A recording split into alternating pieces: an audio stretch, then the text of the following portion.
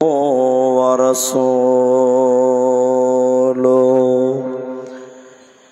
أما بعد فإن أصدق الحديث كتاب الله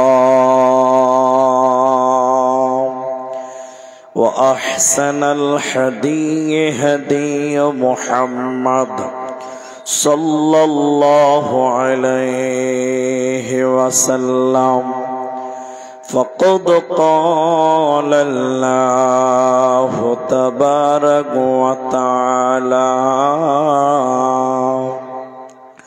بسم الله الرحمن الرحيم إن الذين قالوا ربنا الله ثم استقاموا تتنزل عليهم الملائكة ألا تخافوا ولا تحزنوا وأبشروا بالجنة التي كنتم توعدون. وقال النبي صلى الله عليه وسلم بلغوا عني ولو آية وحدثوا عن بني إسرائيل والحرج ومن كذب علي متعمدا فليتبوأ مقعده من النار أو كما قال عليه الصلاة والسلام.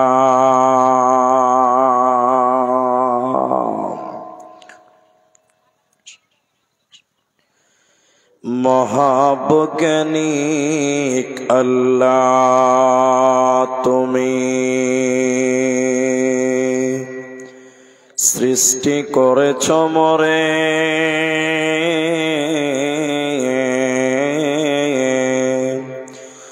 লক্ষ কোটি সাজদা করি তোমার কদম বারে বারে। মহাবৈজ্ঞানিক আল্লাহ তুমি সৃষ্টি করেছ মোরে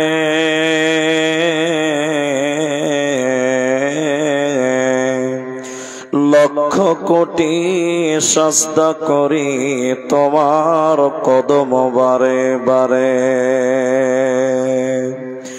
হাত পা চোখ কান সবই তোমার দান অন্তর থেকে উঠে কথা শোনার লাগি কান। যে মাটিতে ফসল ফলে অম্ল তিক্ত ঝাল সেই মাটিরই উপাদান সাদা বেগুনি লাল। মায়ের পেটে জন্মে শিশু জলের পেটে মাছ ভূমির পেটে কত সম্পদ লাখ রকম গাছ। মিল নাই রে চেহারাই নাই রে গলার স্বরে অদ্ভুত তোমার কারিগরি দেখিছি জীবন ভরে। জোড়া সৃষ্টি করেছ মোদের তাই তো সুন্দর ধরা একের লাগি অপর জনে হাই যে মতোয়ারা। আত্মার মতো শান্তি তুমি রেখেছ গোপন করে শত চেষ্টাও করে তাকে পারি না রাখতে ধরে। মরা বৈজ্ঞানিক পারি শুধু ভাঙ্গা গড়া কাজ তোমার সৃষ্টি দেখে মোরা পাই যে বড়ই লাজ। সৃষ্টি লাই আবিষ্কারক মহান বৈজ্ঞানিক তুমি, আকাশ বাতাস জুড়ে আছে সাগর মরুভূমি। সুবহানাল্লাহি বিহামদিহি। শ্রদ্ধেয় সম্মানীয় চলমান সভার যোগ্যতম সভাপতি, স্টেজে ওলামায়ে কেরাম, অতিথিবৃন্দ, সামনে বসে থাকা দিনদার ইমানদার মুমিন ভাই সকল, দোয়ার কান্টারি মুরব্বী সমাজ, স্নেহের কচিকাচা, পর্দার অন্তরালে বসে থাকা মুমিনা সলেহা মা ও বোনেরা, প্রাণ প্রিয় মির্জাপুর, পটিয়া, কিষানগঞ্জ বিহারবাসী, সর্বপ্রথম সে আল্লাহর প্রশংসা করি যে আল্লাহ আমাদেরকে এক মসজিদ কেন্দ্রিক আয়োজিত মাহফিলে বসিয়ে কোরআন এবং হাদিসের আলোচনা করার, আপনাদের শ্রবণ করার যিনি তৌফিক ইনায়াত করেছেন, সেই মহান মনিবের দরবারে শুকরিয়া আদায় করি। আমরা সকলেই একবার বলি আলহামদুলিল্লাহ। দরুদ ও সালাম বর্ষিত হোক সরকারে কায়নাত তাজদারে মাদানী নবী কুল শিরোমণি ইমামুল আম্বিয়া, নবী মক্কি, নবী মাদানী, নবী আহমদ, নবী মুহাম্মদুর রাসূলুল্লাহ, বলুন সাল্লাল্লাহু আলাইহি ওয়াসাল্লাম। মোহতারাম ভাইও, আজিজ ও বুজুর্গ দোস্ত, মাইকম্যান কে আপনি ইকো কমান একটু কমিয়ে দিন, বেশি হালকা। আমি কোরআনুল কারীমের এক জায়গা থেকে একটি মাত্র আয়াতের টুকরা পাঠ করেছি, আর হাদিসে নববী থেকে একটি মাত্র হাদিসের টুকরো পাঠ করেছি। উল্লেখিত আয়াত এবং হাদিসকে কেন্দ্রবিন্দুর মধ্যে রেখে এক সাবজেক্ট কেন্দ্রিক কথা বলবো, যদি আল্লাহ তৌফিক দেন তো। আলাইহি তাওয়াক্কালতু ওয়া ইলাইহি উনীব। রাত 11টা পার হয়ে গেল। এই মোবাইল, এই লাইটটা বন্ধ করো, লাইটটা বন্ধ করেন, লাইটটা বন্ধ করে ভিডিও করেন। আমি আপনাদের সময় নষ্ট করব না, একদম খুব তাড়াতাড়ি বক্তব্যের বিষয়টা বলবো।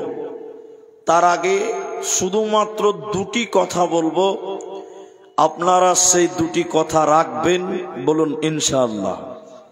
এক, আপনারা যারা শ্রোতা হিসেবে এসেছেন, আমি আপনাদের কিছু জিজ্ঞাসা করতেই থাকবো, যতক্ষণ স্টেজে থাকবো ততক্ষণ জিজ্ঞাসা করতেই থাকবো। মুখ খুলে উত্তর দেবেন, সবাই বলুন ইনশাআল্লাহ। জি। দ্বিতীয় নম্বর, 10 মিনিট টাইম কেউ উঠবেন না। 10 মিনিট পর বিরক্ত লাগবে, কোরআন হাদিস বলা হচ্ছে না মনে হবে, তখন চলে যাবেন। তার আগে 10 মিনিট কেউ উঠবেন না, বলুন ইনশাআল্লাহ। শুধু পেশাব লাগবে যার, সে উঠবে, তাছাড়া কেউ উঠবেন না। কারণ পেশাবকে কেউ থামাতে পারবে না। পারবে? এদিকে লোক মনে হয় পারবে না।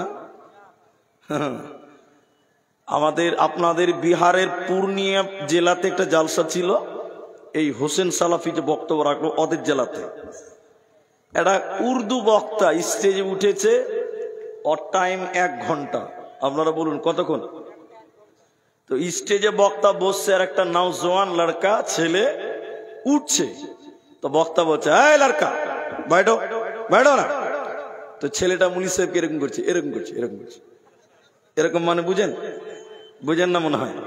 কি করবে বলেন তো? পেশাব করবে, পেশাব। তো বক্তা বলছে, बैठो नौजवान लड़का 1 घंटा के लिए बैठो। अरे 1 घंटा टाइम बॉस ब्रेक दे। কিন্তু বলুন পেশাবকে কেউ ব্রেক দিতে পারবে? বক্তা জোরে বসতে বলেছে, টুক করে বসে গেছে। 1 ঘন্টা তাকরির করা হয়ে গেছে, বক্তা নামছে, ছেলেটাকে বলছে, এই বাবু ওই উঠ, পেশাব করতে যাবি, যাবি না? তখন ছেলেটা বলছে মুলি সাহেব আর উঠে লাভ আছে? তো মুলি সাহেব বলছে পেশাব করবি না? বলে যা করার এখানেই চালিয়ে দিয়েছে। তো পেশাবকে কেউ ধরে রাখতে পারবেন না, পারবেন? তো জরুরি অত্যন্ত তারাই উঠবে, বাকি উঠবে না। ভাই আপনারা এতটি লোক দাঁড়ালেন কেন? বসেন, একটু বসেন, সামনে জায়গা আছে, আমার সামনে বসলে আরো ভালো লাগবে। দাঁড়িয়ে কেন থাকবেন? আপনি ভলেন্টিয়ার, বসেন, সবাই বসেন। আল্লাহু আকবার। গরুর গোশত কত খেয়েছেন ভাই? এরা বাংলা বুঝে কম নাকি? বসেন। আমার আগের বক্তা আপনাদের সামনে মওত সম্পর্কে কিছু কথা বলেছে, আমি আপনাদের তারপরের স্টেপে নিয়ে গেলাম। আজকে আমার বক্তব্যের বিষয় হলো শুধুমাত্র কবর, অনলি ফর কবর। কবর, কবর, কবর এক আশ্চর্য জায়গা। কেন? কবর ধনী চিনে না, গরিব চিনে না, আমির চিনে না, গোলাম চিনে না, তার নাম কবর। কবর এমনই একটি জায়গা যে জায়গাতে শিশু হোক চাই বৃদ্ধ হোক, ধনী হও চাই গরিব হও, সবাইকে একদিন কবরে আসতেই বলুন হবে। আপনি বলবেন মাওলানা যে লোকটাকে বাঘে খেয়ে নিল ওর কবর কোনটা? ও তো বাঘের পেটে আছে। আপনি বলবেন মাওলানা যে লোকটাকে টিমি মাছে সমুদ্রে খেয়ে নিল তার কবর কোনটা? এটা আপনার বিবেকে আসতে পারে। দার্শনিকগণ কবরের অনেকটি থিওরি বলেছেন, তার মধ্যে এটি একটি গুরুত্বপূর্ণ। কি? কবর কোনো জায়গার নাম নয়, বরং কবর হলো একটা সময়ের নাম। কবর কোনো জায়গার নাম নয়, কবর একটা সময়ের নাম। বলে কেন? মৃত্যুর পর থেকে কিয়ামতের দিন পর্যন্ত এই যে মাঝখানে দীর্ঘ টাইম, এই টাইমটাকে বলা হয় কবরের জিন্দেগি, বারজাখি জিন্দেগি, কবরের হালাত। সেই জায়গাতে আপনাকে আমাকে সবাইকে যেতে হবে। সেখান থেকে পালাবার মতন ক্ষমতা পৃথিবীর কারো হবে? সবাই বলুন হবে না। ছোট্ট আরেকটা উদাহরণ দিচ্ছি, তাহলে বক্তব্যটা আরো বুঝতে পারবেন। আমি আয়াতের দিকে যাব আপনাদেরকে। আপনাদের মির্জাপুরে কবরস্থান আছে? আছে না? পাঞ্জরে আছে। এটাই, এদিকে দেখেন। এই মির্জাপুরের একটা 5 বছরের ছেলে সকাল 7টার সময় কবরস্থানে বসে আছে। কটা বাজায়? 7টা। বলুন কটা? 7টা।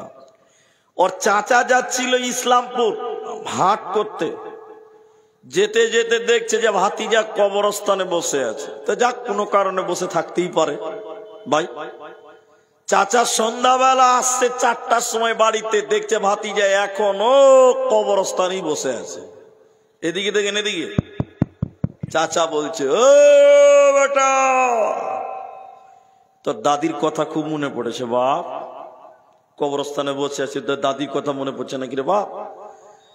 ভাতিজা বলছে, দাদু, চাচা বুড়ি মরে গেছে, ও বুড়িকে খুঁজে লাভ আছে। তাহলে তোর দাদুর কথা মনে পড়েছে? না, দাদুর কথাও মনে পড়েনি। তাহলে কবরস্থানে বসে আছিস কেন রে? এই সারাদিন কবরস্থানে বসে আছিস কেন? তো ভাতিজা বলছে, চাচা আমার একটা কম্বল হারিয়ে গেছে। কম্বল, কম্বল, কম্বল বুঝেন তো? ওই কম্বলটা খুঁজবার লিখা সারাদিন কবরস্থানে বসে আছি। চাচা বলছে, মারবো চর খ্যাপা কুণ্ঠেকার। কবর কি তোর কম্বল চুরি করেছে? তোর কম্বল হারিয়েছে, জালসাতে যা, মেলাতে যা, দোকানে যা, মসজিদে যা, কবরে কি তোর কম্বল চুরি করেছে যে তুই কবরের কাছে কম্বল খুঁজতে এসছিস? ভাতিজা বলছে, চাচা আমি খ্যাপা লই, তুমি খ্যাপা, তোমার বাপও খ্যাপা। বলছে কেন? চাচাকে বলছে ভাতিজা, দেখেন, বলে চাচা চোর কম্বল চুরি করে যেখানে যাক না কেন, আমি মেন গেটে বসে আছি, চোরকে একদিন এই জায়গাতে আসতেই হবে। বলেন আসতে হবে না? নাই সবাই বলুন। বলছে চোরের পেছনে দৌড়ে লাভ নাই, চোর 10 হাত দৌড়বে, তুমিও 10 হাত দৌড়বে, কোনো লাভ হবে না। আমি এমনই জায়গাতে এসেছি, এই জায়গাতে আসতেই হবে। এর নাম কবর, এর নাম কবর, এর নাম কবর। চলুন কবরের কিছু বিবরণ আপনাদের সামনে তুলে ধরি, একটু একটু করে বুঝতে পারবেন। আল্লাহর নবী বলেন, বিসমিল্লাহির রহমানির রহিম। ইযা উযিয়াল মাইয়িতু ফিল কবরি আতাহু মালাকানি ফায়াকুলানি মান রাব্বুকা মা দীনুকা ওয়া মান নাবিয়্যুকা। আল্লাহর নবী বলেন, শোনো, যখন কোন মাইয়াতকে কবরে দাফন করা হয়, যখন কোন মাইয়াতকে কবরে সমাধি করা হয়, আতাহু মালাকানি, ওই কবরে 2 জন ফেরেশতা আসবে। ওই 2 জন ফেরেশতা পৃথিবীর সাধারণ মানুষদের মতন তাদের চেহারা নয়, আপনার আমার মতন সেই ফেরেশতারা দেখতে নয়। ফেরেশতাগুলো কেমন দেখতে, তাদের কেমন কান করে শুনেলেন। আল্লাহর নবী বলেন, ওদের চোখগুলো নীল জল জল জল জল করবে, ওদের চক্ষুগুলো নীল জল জল করে জ্বলবে। ওই ফেরেশতাদের শরীরের চেহারা এত কালো, এত কালো, এত কালো, হাড়ির কালির চাইতেও কালো। এরকম ভয়ঙ্কর 2 জন ফেরেশতা কবরে আসবে। কবরে এসে তারা বলবে, ফায়াকুলানি, তারা 2 জন একসঙ্গে বলবে, বলো, মান রাব্বুকা মা দীনুকা ওয়া মান নাবিয়্যুকা, বলো তোমার রব কি, বলো তোমার দিন কি, বলো তোমার নবী কে। যে ব্যক্তিটা এই কবরে প্রশ্নের উত্তর দিতে পারবে না, ও কোনো জায়গাতেও বাঁচতে পারবে না, ও জাহান্নাম চলে যাবে, ওর কোনো বাঁচার উপায় রবে না। এজন্য মুসলমান, কবরের প্রশ্নের জন্য তুমি রেডি হয়ে যাও, নচেত বাঁচা যাবে না, পারবে না, থাকবে না।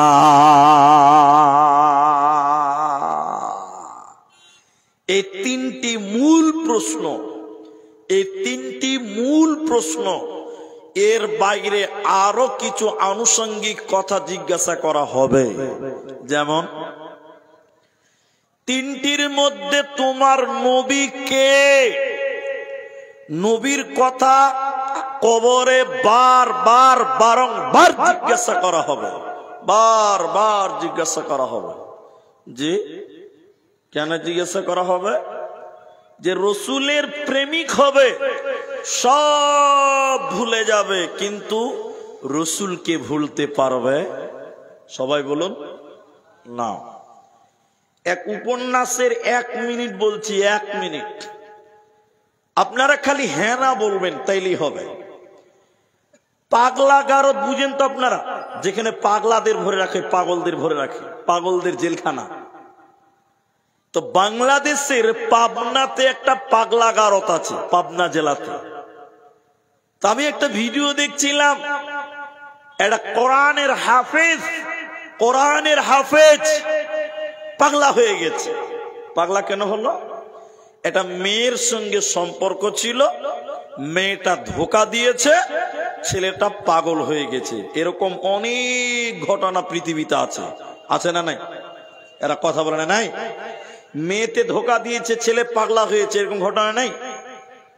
তো ওই ছেলেটা হাফেজকে মাইক ধরেছে মুখে, সাংবাদিক। কি বলছি জানেন? লাইলা লাইলা লাইলা লাইলা লাইলা লাইলা লাইলা মানে যে মেয়েটা ওকে ধোকা দিয়েছে ওর নামটা কি? সবাই বলুন লাইলা। পাগল হয়ে গেছে, সব হারিয়ে গেছে, কিন্তু এখনো তার লাইলাকে ভুলে। জোরে বলুন। নবীজির প্রশ্ন কবরে বারবার বারংবার জিজ্ঞাসা করা হবে, কেন? যে রসুলের অরিজিনাল প্রেমিক হবে, রসুলের সঙ্গে প্রেম করবে, কবরে যখন যাবে দুনিয়ার সব ভুলে গেলে তার নবীকে সে ভুলবে না। হাদিস তিররাবি হযরত আনাস নবীজি বলেন, শুনো, যখন কোন মুমিন মুসলমানকে কবরে দাফন করা হয়, ইমানদার মানুষকে যখন কবরে নামানো হয়, মাটি দিয়ে যখন মানুষেরা ফিরে আসতে থাকে, দুইজন ফেরেশতা তার কবরে এসে তাকে উঠিয়ে বসান এবং সে মাইয়াত মুমিন লোক আপনার আমার পায়ের আওয়াজ শুনতে পায়। ওই দুইজন ফেরেশতা এসে কি বলে, মুমিন লোক কবরে যে শুয়ে আছে ওই লোকটাকে বলে বলে দেখো দেখো দেখো। ওই লোকটাকে একটা ছবি দেখানো হয়, একটা ফটো দেখানো হয়। ফটোটা কার? ছবিটা কার? মুহাম্মাদুর রাসূলুল্লাহ সাল্লাল্লাহু আলাইহি ওয়াসাল্লামের। সাহাবীরা মুমিন লোকটাকে নবীজির ছবি দেখায়, নবীজির ফটো দেখিয়ে বলে বলো বলো বলো ইনি কে, ইনি কে, ইনি কে তুমি বলো। ইমানদার লোক কবরে তখন বলতে থাকে, ইনি আল্লাহর বান্দা এবং তার নবী, নবী মুহাম্মাদুর রাসূলুল্লাহ সাল্লাল্লাহু আলাইহি ওয়াসাল্লাম। ফেরেশতারা তখন বলে, দেখো, আরে আল্লাহর বান্দা জাহান্নাম তুমি দেখো। মুমিন লোককে জাহান্নাম দেখানো হয়, জাহান্নামের আগুন দাউ দাউ দাউ দাউ করে জ্বলছে, জাহান্নাম জ্বলছে। ইমানদার মানুষটা কবরে জাহান্নাম দেখতে পায়।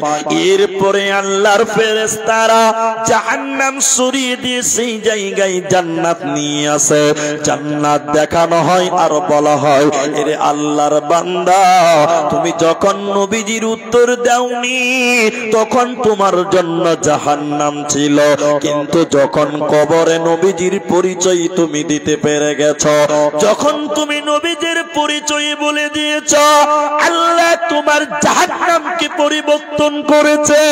আল্লাহ তোমার জাহান্নাম পরিবর্তন করে তোমার জন্য জান্নাতে রেখেছে। মুমিনেরা, তুমি জান্নাতে যাবে, তুমি জান্নাতে পাবে, তুমি এই জান্নাতে থাকবে, তোমার কোনো চিন্তা রবে না, রবে না, রবে না।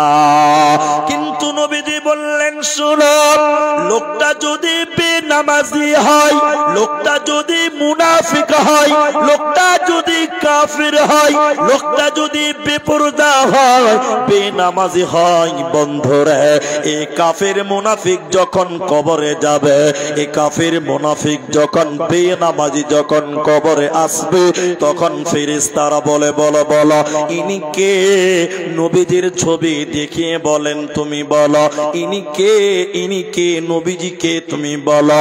কাফির মুনাফিক বলে, জানি না, লা আদরি, আমি কিচ্ছু জানি না, নবী চিনতাম না, নবী চিনি, তিনাকে চিনতাম না। ফেরেশতারা তখন দুইটি কথা বলে, বন্ধুরে, এক নাম্বার বলে, বন্ধু তুমি পাগল ছিলে না, দুনিয়া বুঝেছিলা, রাজনীতি বুঝেছিলা, সংসার বুঝেছিলা, সব কিছু বুঝেছিলাম, এত সুন্দর ব্রেন ছিল, বিবেক ছিল, নবীকে কেন চিনতে পারো না? ফেরেশতারা আবার বলবে, বলো কিতাব ঘেটে কেন নবীজি চিনলে না বলো, কোরআন ঘেটে কেন নবীজিকে চিনতে পারলে না বলো। বেনামাজি গুলোকে বলবে, কোরআন থেকে নবীজিকে চিনতে পারোনি কেন? ফেরেশতারা তখন কবরে, বেনামাজির কবরে, বেপরদা নারীর কবরে, বেঈমানদের কবরে ফেরেশতারা মোটা মোটা লোহার হাতুড়ি নিবে, লোহার ডান্ডা নিবে, লোহার হাতুড়ি নিয়ে কবরে এক এত জোরে তাকে মারবে, এত জোরে তাকে মারবে, কবরে এত জোরে লোহা দিয়ে পিটবে, ওর পিটার কারণে বেনামাজি কবরে হাউমাউ করে কানবে, হাউমাউ করে কবরে কানবে, এত জোরে কবরে মারবে। নবীজি বলেন তার কান্নার আওয়াজ তামাম পৃথিবী শুনতে পাবে, কিষানগঞ্জ শুনতে পাবে, পশু পাখিগুলো শুনতে পাবে। ওর কান্নার আওয়াজ শুধু শুনতে পাবে না কারা? মানুষ এবং জিন। মানুষ এবং জিন ব্যতীত কবরের কান্নার আওয়াজ তামাম পৃথিবী শুনতে পাবে মুসলমান। অতএব কবরে কঠিন শাস্তি দেওয়া হবে, কবরে মানুষদের কঠিন আযাব দেওয়া হবে, কবরে বাঁচার উপায় রবে না, রবে না, রবে না। কবর কবর কবর হায়রে, কবর গাহের মাটি, দুনিয়ার সব মায়ার পেছনে তোমারে জেনেছি খাটি। কবর কবর কবর হায়রে, কবর গাহের খাট, না জানি কখন আসিয়া যাবে হায় সেই অজানা দেশের ডাক।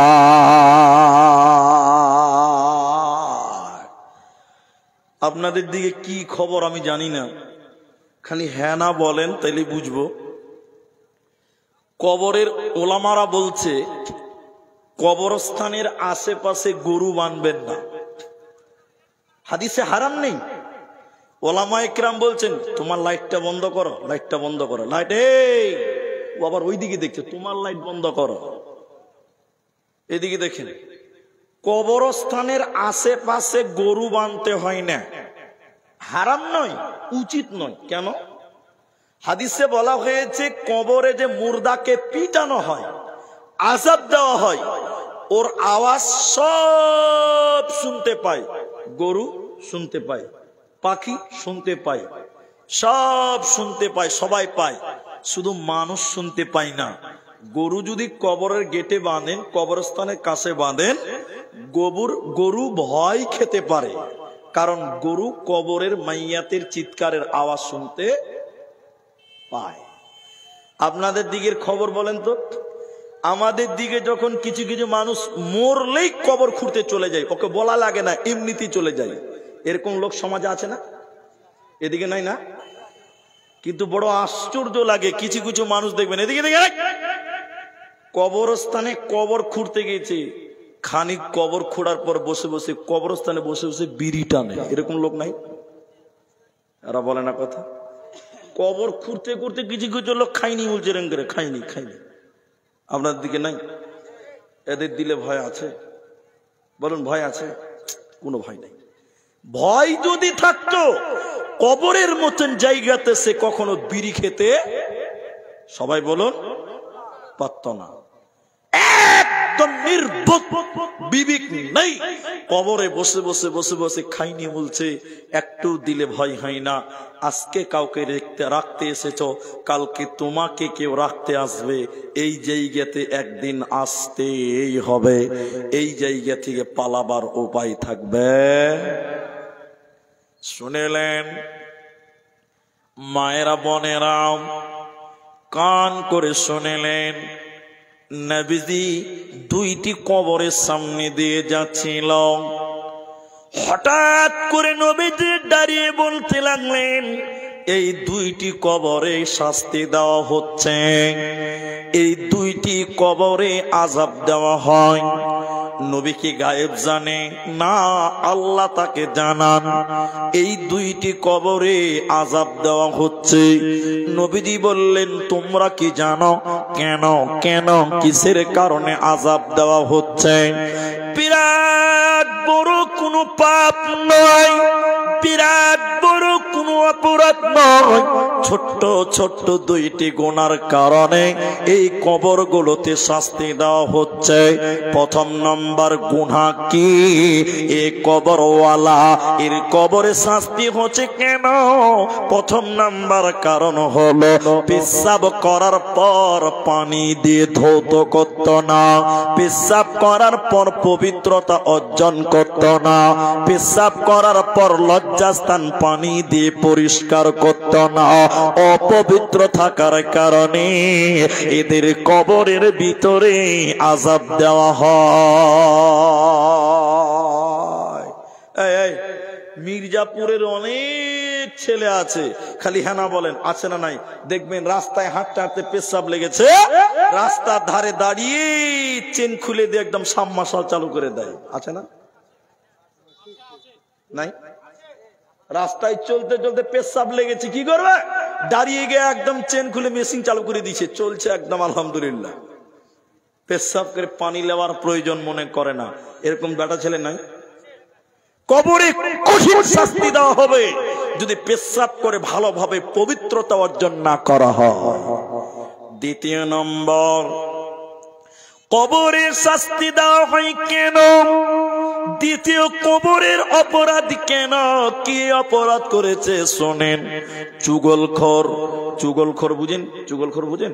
গ্রামে এর কথা ওর কাছে বলে দণ্ড লাগাতো, আমার কথা আপনার কাছে বলে ঝামেলা লাগাতো, আপনার কথা আমার কাছে বলে দণ্ড লাগাতো, গন্ডগোল সৃষ্টি করত, অশান্তি সৃষ্টি করত। এই চুগলখোর কারণেওয়ালা চুগলখোরি লোক, এদের কবরে কঠিন আযাব দেওয়া হয়। অতএব কবরে বাঁচতে গেলে এই দুটি বিয়াদবি, দুটি গুনাহ থেকে তোমাকে বাঁচতে হবে, নচেত কবরে বাঁচা যাবে না। আর একটা হাদিসের রাবি শোনেন, আবু হুরায়রা, একজন মুমিনকে যখন কবরে নামা হয়, ফেরেশতারা আমার দিকে দেখেন, ফেরেশতারা মুমিন লোককে বলেন, ইনি কে? ইনি কে? ইনি কে মানে নবীজির কথা বলেন, নবীজির পরিচয় জিজ্ঞাসা করেন। মুমিন বলেন, আশহাদু আল্লা ইলাহা ইল্লাল্লাহ ওয়া আশহাদু আন্না মুহাম্মাদান আবদুহু ওয়া রাসূলুহু। আল্লাহর ফেরেশতারা বলে, জানতাম তুমি এরকম উত্তর দিবে, আমরা আগে জেনে গেছিলাম। আল্লাহ তখন কবরকে বলবে, কবর রে তুমি প্রশস্ত হয়ে যাও, চওড়া হয়ে যাও। কবর কতটা চওড়া? এদিকে দেখেন, কবর কতটা চওড়া? 1 হাত, 1 হাত, এতখানি জায়গা চওড়া। যারা লাশ ধরার জন্য কবরে নামে তাদেরকে জিজ্ঞাসা করুন, কবরে নড়াচড়া করা যায় না, মাত্র 1 হাত, সোয়া হাতের মতন জায়গা। মুমিন লোক, আল্লাহ কবরকে বলবে, কবর প্রশস্ত হয়ে যাও, চওড়া হয়ে যাও। কতটা চওড়া করা হবে? নবী বলছেন, ইমানদার, নামাজি, পরেশগার ব্যক্তিদের কবর 70 হাত প্রশস্ত করা হবে। বলুন সুবহানাল্লাহ। 70 হাত মানে জানেন এটা বিল্ডিং কত বড়? আপনার বাড়ির বিল্ডিংটা মাত্র 32 হাত লম্বা, মাত্র 12 হাত চওড়া। 70 হাত কবর প্রশস্ত হয়ে যাবে। আল্লাহ মুমিনকে বলবে, ইমানদার আল্লাহওয়ালাকে বলবে যে কবরে গেল। ফেরেশতারা বলবে, বন্ধুরে তুমি কবরে ঘুমিয়ে যাও, তুমি কবরে ঘুমিয়ে যাও। ইমানদার বলবে, না, আমি আমার পরিবারের কাছে যেতে চাই। ফেরেশতারা বলবে, ঘুমিয়ে যাও, বাসর ঘরের মতন তুমি ঘুমিয়ে যাও, তোমার কোনো চিন্তা নাই। ওর সামনে জান্নাত দেখানো হয়, এর কবরে কোনো চিন্তা নাই।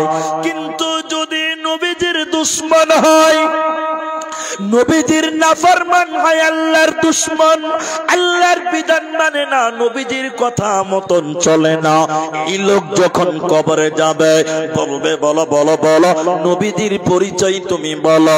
নবীজির ছবি দেখিয়ে বলবেন, মান হাজার রাজুল, এই ব্যক্তিকে তুমি বলো, এই ব্যক্তিকে তুমি বলো।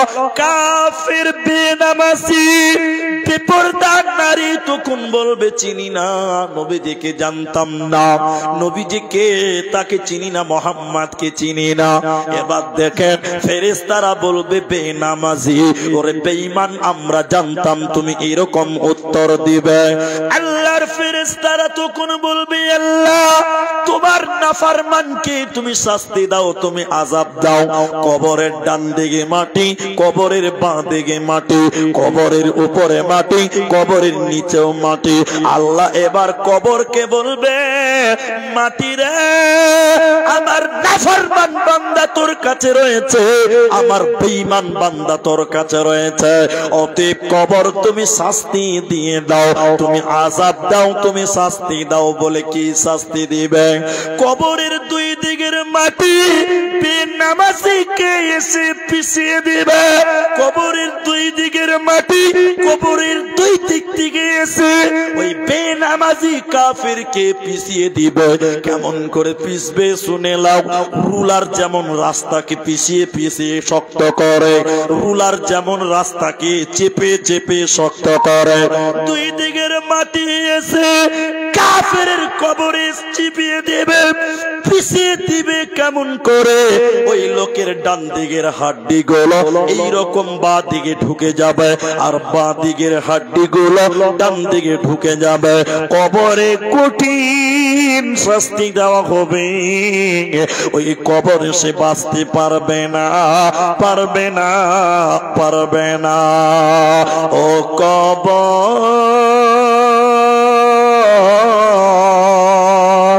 ভয় জান কেঁপে মরে, তবু কেন ডাকিস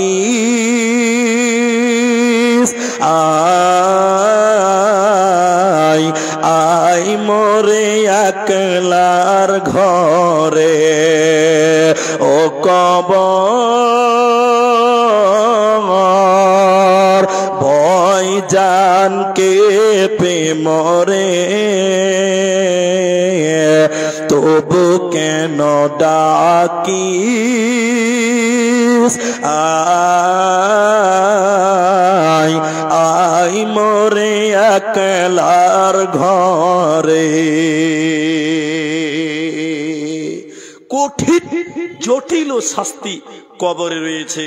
আবার আপনাদের শাস্তির কথা বলবো, আর একটু ধৈর্য ধরেন, আর একটু অপেক্ষা করেন, আর একটু শাস্তির কথা আপনাদেরকে বলবো। শুধুমাত্র একটা উদাহরণ দিব, তাইলে বুঝতে পারবেন। আপনারা ম্যাট্রিক বুঝেন? ম্যাট্রিক ম্যাট্রিক বুঝেন না মাধ্যমিক বুঝেন? দুটোই বুঝেন, মাশাআল্লাহ।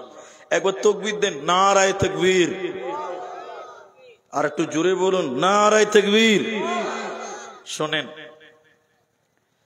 মাধ্যমিক প্রশ্ন, মাধ্যমিক একটা কাগজ দেন, মাধ্যমিকের যে কোশ্চিন মানে যেটা লিখতে হবে কোশ্চিন, আপনাদের নীতিশ কুমারের সরকার, তাই তো?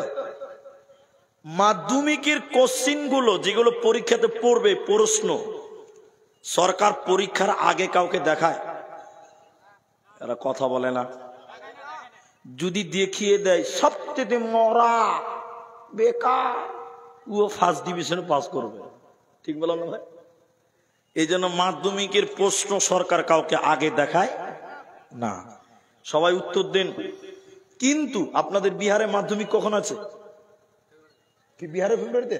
এদিকে কোন ছাত্র যদি 2025 সালের ফেব্রুয়ারিতে ম্যাট্রিক পরীক্ষাতে ফেল করে যায়, 26 সালে আবার পরীক্ষা দিতে পাবে? এরা হ্যাঁ না বলে না?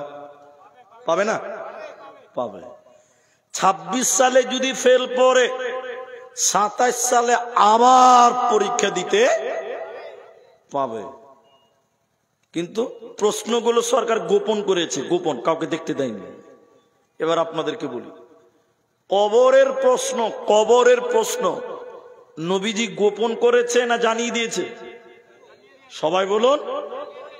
কিন্তু বলুন, কেউ যদি বলে যে কবরে গিয়ে আল্লাহ এবার পারলাম না, আর একবার এসে উত্তর দিব, চান্স পাবে?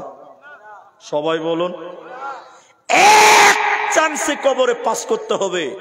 কবরে দ্বিতীয় চান্স বলতে কোনো অপশন দেওয়া হবে? এক চান্স। এর নাম কবর, এর নাম কবর, এর নাম কবর। দেখেন এদিকে, দেখেন এদিকে, দেখেন কবরে প্রশ্ন কটা? সবাই বলুন। জি না, ভুল। কবরে প্রশ্ন হবে 4টা। সবাই বলুন কটা? 3টে প্রশ্ন, আর ওই 3টে উত্তর দেওয়ার পর আরেকটা প্রশ্ন করা হবে। তাহলে কটা হলো? আপনারা আমার কথা বুঝতে পারছেন তো? হ্যাঁ না বলেন। শুনেন কি প্রশ্ন হবে।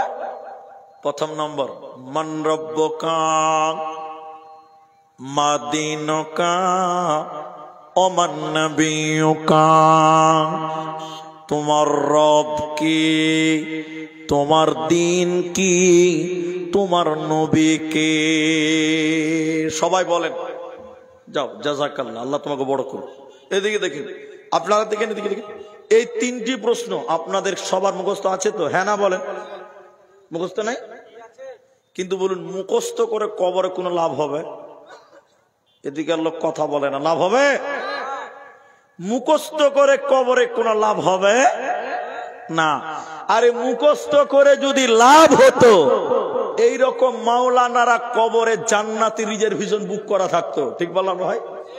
কারণ এরা তো আগেই মুখস্থ করে নিয়েছে, আমাদেরও আগে। তাহলে কবরে মুখস্থ দিয়ে কোনো লাভ হবে? এটা গল্প শোনায় আপনাকে, তাহলে বুঝতে পারবেন। উপন্যাস। এই গ্রামের একটা ছেলে পাটনাতে লেখাপড়া করে, পাটনা ল পড়ছে, ল, উকিল হবে, জজ হবে, ব্যারিস্টার হবে। কিন্তু ছেলেটা নামাজ পড়ে না। কি পড়ে না? নাস্তিক, আল্লাহ মানে না। ছেলেটার মা কিচ্ছু জানে না, হাদিস কোরআন, খালি কবর জানে। কবর, কবর, কবর। ভালো করে শুনেন, গল্পটা মজা লাগবে। ছেলেটা বাড়িতে এসেছে, সকালবেলা নাস্তা করেছে, তো মা বলছে, বেটা ফজরের নামাজ পড়লি? বাপ। ছেলেটা বলছে যে, মা নামাজ পড়ি কি হবে? কি হবে মানে? বেটা কবরে কি জবাব দিবি? হে মা, কবর টবর কিছু নাই, ওগুলো বলিয়ে না তো। আবার দুপুরে ভাত খেতে গেছে, মা বলছে, বেটা জোহরের নামাজ পড়লি? বলে, নামাজ পড়ি কি হবে মা? বলে, কবরে কি জবাব দিবি? মানে ওর মা কবর ছাড়া কিচ্ছু বুঝে না। খুব ভালো করে শুনে, ছেলে নামাজ রোজা করে না, মা খালি কবর কবর কবর কবর করছে। এদিকে দেখেন, এদিকে দেখেন।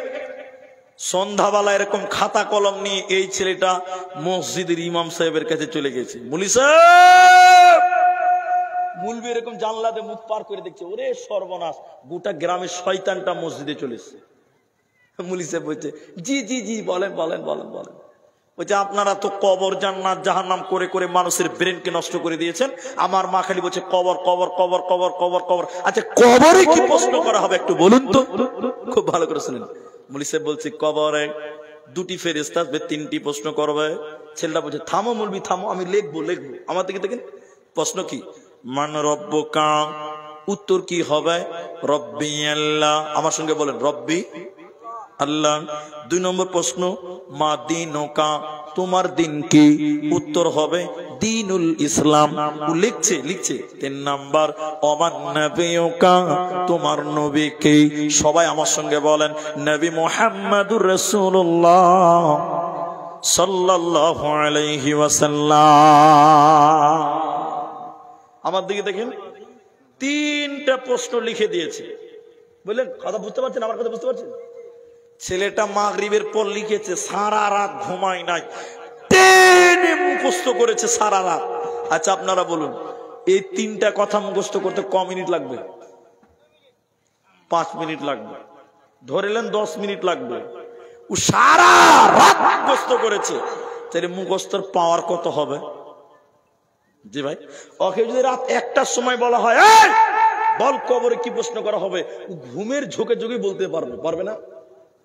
সকালবেলা ফজরের নামাজ পড়েনি, ভালো করে শুনেন, নাস্তা খেয়েছে, তো মা বলছে, বেটা ফজরের নামাজ পড়লি? বলে, মা নামাজ পড়ে কি হবে? বলে, কবরে কি উত্তর দিবি? তখন ছেলে বলছে, মা শুনে নাও কি উত্তর দিব। নবীজি বলছেন যখন কবরে যাবি তিনটি প্রশ্ন করা হবে। প্রথম প্রশ্ন মান রব্বুকা, বলবো রব্বি আল্লাহ। দ্বিতীয় প্রশ্ন মা দীনুকা, বলবো দীনুল ইসলাম। তৃতীয় প্রশ্ন অমান নবিয়ুকা, বলবো নবী মুহাম্মাদুর রাসূলুল্লাহ, বলুন সাল্লাল্লাহু আলাইহি ওয়াসাল্লাম। ছেলে মুখস্থ করে নিয়েছে, মাকে শুনিয়ে দিল। মা তো ভয়ে গলা শুকিয়ে গেছে। এবার ছেলে মাকে বলছে, মা আমার তো মুখস্থ আছে, তোর মুখস্থ আছে? ছেলে এবার মাকে বলছে, আমার তো মুখস্থ আছে মা, তোর মুখস্থ আছে? মা উত্তর দিতে পারছে না। এবার মা বলছে, বেটা শুনিলে, দুনিয়াতে তুমি যতই মুখস্থ করো না কেন, যখন কবরে অন্ধ ফেরেশতা মুনকার নাকির দেখবি বেটা, দুনিয়ার সব মুখস্থ ভুলে যাবি বেটা। কবরে মুখস্থ করে কোনো লাভ হবে না, হবে না, হবে না। কবরে ঈমান আর আমাল, ঈমান আর আমাল ছাড়া কবরে কোনো উপায় নাই। হাদিসের জগতে চলেন, হাদিসটির রাবী হযরতে যায়েদ বিন সাবিত রাদিয়াল্লাহু তাআলা আনহু। মারে আমার, বেটিরে আমার, বোনেরা আমার, শোনেন, আমার দিকে একটু তাকান ভাইরাম। আল্লাহর নবী একদিন গাধাতে বসেছিলেন। নবীজি গাধার উপরে বসেছিলেন। গাধাটা যাচ্ছিল নাসার গোত্রের কোন একটা বাগান দিয়ে যাচ্ছিল। ওই বাগান দিয়ে যেতে যেতে যেতে যেতে হঠাৎ গাধা লাফাতে লাগলো, হঠাৎ খচ্চর লাফাতে লাগলো, গাধা লাফাতে লাগলো। আল্লাহর নবী বলছেন, শোনো, গাধা এত জোরে লাফাতে লাগলো, আমি মনে করলাম গাধা আমাকে ফেলে দিবে। আমি নবী গাধার পিঠ থেকে নামলাম। গাধার পিঠ থেকে নেমে দেখলাম ওই জায়গাতে 5টা কিংবা 6টা, 5টা কিংবা 6টা কবর, 5টা কিংবা 6টা কবর দেখে গাধাটা অনেক জোরে লাফালাফি করলো। আমি নবী নেমে ওইখানকার মানুষদেরকে বললাম, বলো বলো বলো, এগুলো কাদের কবর? এই কবর গুলো কাদের? যারা কবরে রয়েছে তারা কেমন মানুষ ছিল? যারা কবরে রয়েছে এরা কেমন ছিল? একজন লোক বলছে, হুজুর এরা সবাই মুশরিক অবস্থায় মারা গেছে, এরা সবাই মুশরিক ছিল, কাফির বেঈমান ছিল, মুশরিক অবস্থায় মারা গেছে নবী গো। আল্লাহর নবী এবার বলতে লাগলেন, ভাইরা, নবীজি বলতে লাগলেন, কবরে মানুষকে কঠিন বিপদে ফেলা হয়, কবরে মানুষকে কঠিন পরীক্ষার সম্মুখীন করা হয়, কবরে মানুষকে কঠিন বিপদে ফেলা হয়। আমি নবী, আমার মন চাই আমি আল্লাহকে বলে দিই, আল্লাহ তুমি আমার উম্মত উম্মতিকে কবরের শাস্তি শুনিয়ে দাও। কিন্তু বলি না কেন? আমি নবী দোয়া করি না কেন?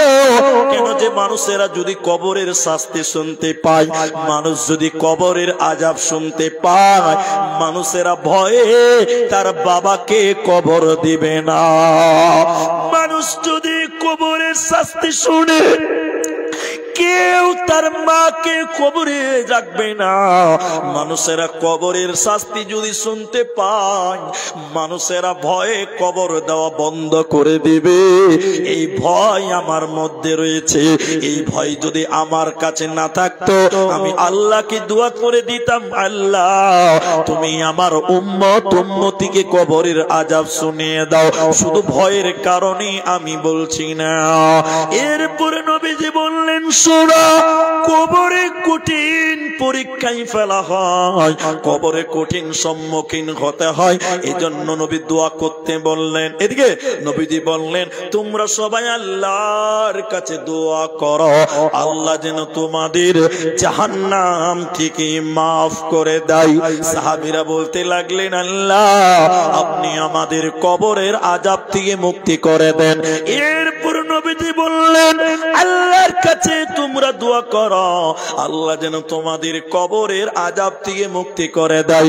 সাহাবীরা দোয়া করতে লাগলেন আল্লাহ তুমি আমাদের কবরের আযাব থেকে মুক্তি করে দাও, কারণ কবরে যে বাঁচতে পারবে না, কোন জায়গাতে বাঁচতে পারবে না, এরই নাম কবর।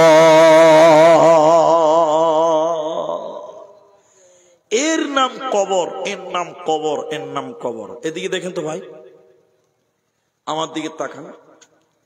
আমরা মুলবিরা বাড়ি থেকে নিয়ত করি, আমার গ্রামের লোক আমার সঙ্গে আছে আজকে জালসাতে, আমরা মুলবি সাহেবেরা আমি তো কবরস্থানে যাই, আমার তো দরকার আছে, আপনাদের দরকার নেই? সবারই দরকার আছে, আমার তো প্রয়োজন আছে রে বাবা, আমাকে যেতে হয়। এদিকে দেখেন, কবরস্থানে যেছি তো মনে মনে নিয়ত করছি যে আজকে জানাজার নামাজ পড়ে কারোর সাথে কথা বলবো না, শুধু আল্লাহর কাছে কান্নাকাটি করে মাপ চাইবে, মনে মনে বলবো আল্লাহ আজকে এসেছি কাউকে নিয়ে, কালকে কেউ আমাকে নিয়ে আসবে, আল্লাহ তুমি মাফ করে দাও। এই নিয়তে আমরা কবরস্থানে যাই। কিন্তু মানুষের অভ্যাস কি বলুন তো? এই আমার দিকে, মানুষের অভ্যাস কি? যেই জানাজার নামাজ পড়া হয়ে গেল, মাটি দেওয়ার দোয়াটা কেমন বলেন তো? যত ফতোয়া, যত প্রশ্ন ওই কবরস্থানে গেলে মনে হয়, ঠিক বললাম না ভাই? যত প্রশ্ন তোমার কবরের সামনে মনে হয়, আর দুনিয়াতে জায়গা নাই। হাদিস শোনাচ্ছি আপনাকে, এদিকে দেখেন। সাহাবী বলছেন আল্লাহ নবী কোন একদিন আনসার ব্যক্তির জানাজায় গেলেন, আমরাও নবীর সাথে ছিলাম। জানাজার নামাজ পড়া হয়েছে, কিন্তু কবর গর্ত করা এখনো হয়নি। ভালো করে শুনেন, নবীজি কবরের সামনে গিয়ে বসলেন, সাহাবীরা বললেন আমরাও বসলাম। নবীজি একদম চুপ, একটাও কথা বললেন না, একদম স্তব্ধ। সাহাবী বলছেন আমরা মানুষ না গাছ, পাখিরাও বুঝতে পারবে না, মানে নড়া চড়া কথাবার্তা সব বন্ধ। আমার দিকে দেখেন, এদিকে দেখেন, নবীজি একটা কমচি নিলেন, কমচি কমচি কমচি, বাংলা বুঝতে পারছেন তো? নবীজি চুপচাপ, সাহাবীরা চুপচাপ। নবীজি একটা কমচি নিয়ে, এদিকে দেখেন, মাটিতে এরকম করে দাগ টানছে। আমরা যখন কোনো বিষয় নিয়ে খুব চিন্তা হই, দেখবেন মাথায় এরকম মাটিতে এরকম দাগাদাগি করে, করে না? এরা কথা বলে না? আল্লাহর নবী এরকম মাথা নিচু করে মাটিতে দাগ দিচ্ছে, সাহাবীরাও চুপচাপ বসে আছে। হঠাৎ করে নবীজি মাথা উঁচু করলেন, মুখ উঁচু করে বললেন হে লোকেরা, তোমরা কবরের আযাব থেকে আল্লাহর কাছে মাপ চাও। নবীজি কথাটা একবার নয়, দুইবার নয়, তিনবার বললেন তোমরা কবরের আযাব থেকে মুক্তি চাও, কারণ কেউ যদি কবরে বাঁচতে না পারে ও কোনো জায়গাতেও বাঁচতে পারবে না। খলিফাতুল মুসলিমিন হযরতে উসমান, আমিরুল মুমিনিন উসমান যখন কবরের সামনে দাঁড় হতেন, এতটা কাঁদতেন, এতটা কাঁদতেন, এতটা কাঁদতেন, উসমানের চোখ দিয়ে পানি বয়ে বয়ে তার দাড়ি পর্যন্ত ভিজে যেত। লোকেরা বললেন আমিরুল মুমিনিন খলিফাতুল মুসলিমিন উসমান কবরের আযাব, কবর দেখলে এত কাঁদেন কেন? জাহান্নামের কথা শুনে ততটা কাঁদেন না, পুলসিরাতের কথা শুনে এত কাঁদেন না, কিন্তু কবর দেখলে এতটা কাঁদেন কেন? এবার আমিরুল মুমিনিন উসমান বললেন বন্ধুরে, জাহান্নাম অনেক পরে, পুলসিরাত অনেক পরে, কিয়ামত অনেক পরে ওর অনেক আগে আমাকে কবরে বাঁচতে হবে। কারণ নবীজি বলছেন আখিরাতের প্রথম মঞ্জিল হলো কবর। যে ব্যক্তি কবরে বাঁচতে পারবে না ও কোনো জায়গাতে ও বাঁচতে পারবে না। এজন্য কবর দেখলে আমাকে এত ভয় হয় যে কবরে যদি বাঁচতে না পারে আমি জান্নাত যেতে পারবো না। এই নাম কবর। আপনারা বলুন কবর শাস্তি সত্য না মিথ্যা? সত্য। আমি নিজের চোখে দেখেছি, ওটা বলবো আপনাকে। একদিন জুমার দিন, অনেক পুরাতন কথা এটা, তখন আমরা তালবে ইলম ছিলাম। এদের মতন বয়স হবে, এদের এরকম। তোমার বয়স কত বাবু? 12 বছর। তখন আমার মনে হয় এই 8-10 বছর হবে, ওরকম বয়স ছিল। আমার গ্রামের কথা বলছি। জানাজা জুমার নামাজের পর এলান হলো যে সবাই জানাজার মাঠে চলো, জানাজা আছে জুমার পর। ভালো করে শুনেন, জুমার নামাজ পড়ে জানাজার নামাজ পড়লাম। তো আমাদের কবরস্থান তখন ছিল না, আপনা আপনার জায়গাতে কবর দেওয়া হতো। তো আমাদের গ্রামে একটা বাড়ির কানটাতে কবরস্থান হবে, দাফন হবে। খালি লাশটা কবরে নামিয়েছে, উপরে বাঁশ দিয়ে টাটি দিয়ে খুব বেশি হলে 15-20 জন মানুষ মাটি দেওয়া হয়েছে। আল্লাহর কসম করে বলছি, কবর মনে হচ্ছে ভূমিকম্প চালু হয়ে গেল। কবর এত হিলছে। আমরা তখন ছোট তালবিলিন ছিলাম, অনেকেই বলছে মনে হয় ভূমিকম্প হচ্ছে। আশেপাশের গাছগুলোর দিকে তাকিয়ে দেখছে একটা পাতাও নড়ে না, অথচ কবরটা এত হিলছে। মানুষেরা ভয়ে তাড়াতাড়ি চলে এলো। ওই লোকটার ছেলে মেয়ে আত্মীয় স্বজন কোদল দিয়ে তাড়াতাড়ি মাটি চাপা দিয়ে রেখে দিল। কবরের শাস্তি সত্য না মিথ্যা এবার বলেন? সবাই বলেন সত্য। হাদিস থেকে নেবেন মা বোন। 12টা বাজতে চললো। এই হাদিসটা বুখারী মুসলিমের হাদিস। নবীজির স্ত্রী আম্মা জানা আয়েশা, ওনার কাছে একটা মহিলা এলো। মেয়েটা মুসলিম নয়, ইহুদিদের একটা মেয়ে নবীজির বিবি আয়েশার কাছে গেল। এটা ইসলামের শুরুর ঘটনা। মেয়েটা আয়েশার কাছে বসে কবরের কথা আলোচনা শুরু হলো। কবরের কথা বলতে লাগলো। কবর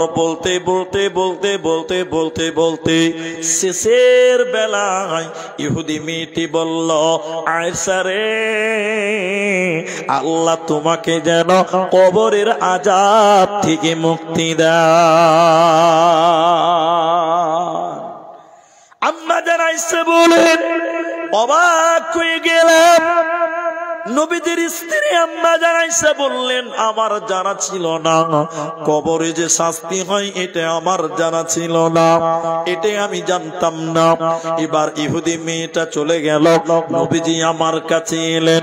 আম্মা জান আয়েশা নবীজিকে বলতে লাগলেন, ইয়া রাসূলুল্লাহ, ইয়া হাবিবাল্লাহ, দয়ার নবী গো, ইহুদিদের একটা মেয়ে এসেছিল, অনেকক্ষণ কবর নিয়ে আলোচনা করছিল। শেষের বেলায় বললেন, মেয়েটা আয়েশা, আল্লাহ তোমাকে যেন কবরের আযাব থেকে মুক্তি দেয়। নবী গো, কবরে কি সত্যি সত্যি আযাব দেওয়া হয়? কবরে কি সত্যি সত্যি আযাব দেওয়া হয়? আল্লাহর নবী বললেন, আয়েশা রে, শুনে নাও, আযাবুল কবরে হাক্কুন, কবরের আযাব বড় সত্য আয়েশা, কবরের আযাব বড় সত্য রে আয়েশা। ঈসা কবরে মানুষকে কঠিন আযাব দেওয়া হয়, কবরে মানুষকে কঠিন শাস্তি দেওয়া হয়, অতএব কবরের আযাব বড় সত্য। আম্মা জান ঈসা বলেন এরপরে নবীজি যখনই নামাজ পড়তেন তখনই কবরের আযাব থেকে মুক্তি চাইতেন। আম্মা জান ঈসা বলেন যখনই নবীজি নামাজ কায়েম করতেন তখনই কবরের আযাব থেকে মুক্তি চাইতেন। এর মানে হলো তোমরাও কবরের আযাব থেকে মুক্তি চাও। ভাইজান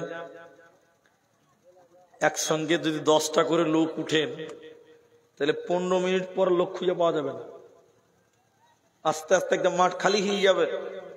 12টা বাজে, এটা মসজিদের জালসা। এদিকে দেখেন নবীজি যখনই নামাজ পড়তেন কবরের আযাব থেকে মুক্তি চাইতেন।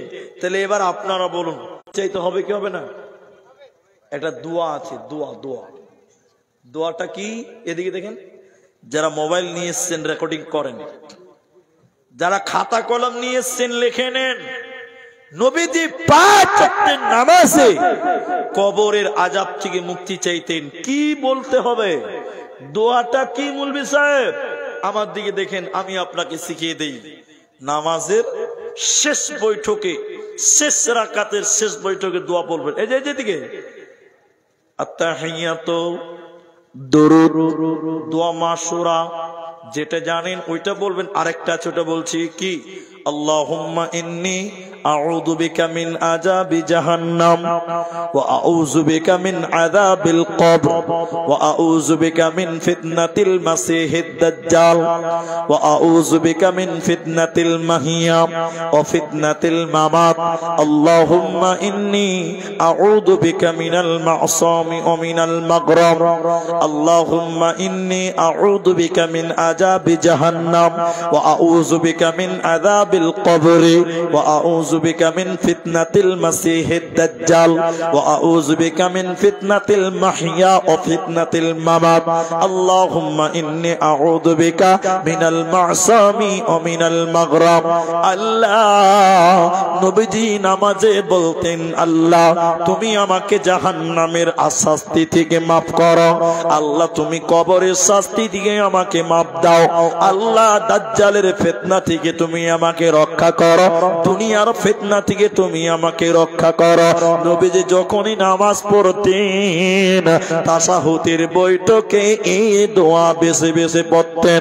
তাই আম্মা জান ঈসা বলেন এরপরে নবীজি দিনই নামাজ পড়তেন তিনি কবরের আযাব থেকে মাফ চাইতেন। মুসলমান, অতএব তোমরাও কবরের আযাব থেকে মুক্তি চাও।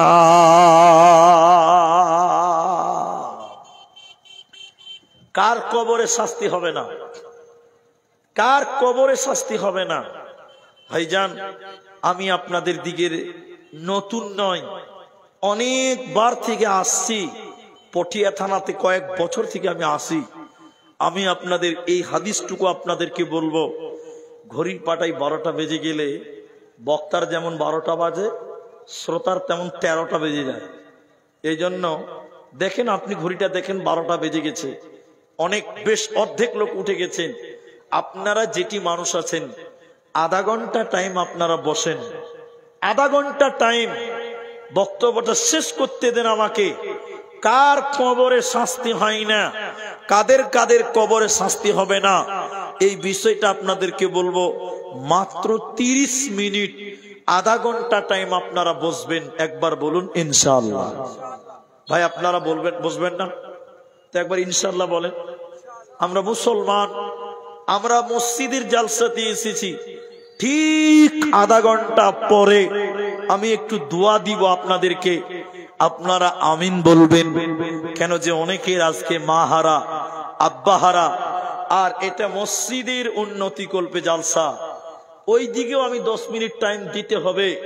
এসেছি যখন কিছু ইমানের উন্নতি করব, কিছু মসজিদেরও উন্নতি করব, আমরা সবাই করব, বলুন ইনশাআল্লাহ। তাহলে হাদিসটি বলি, মসজিদের জালসা ওই দিকে যাব। কি কার কবরে শাস্তি হবে না? কার?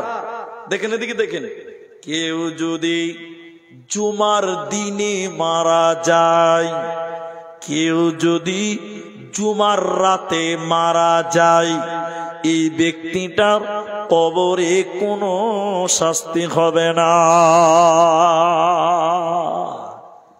জুমার রাত মানে জানেন, এই যে রাত, এটা কোন রাত?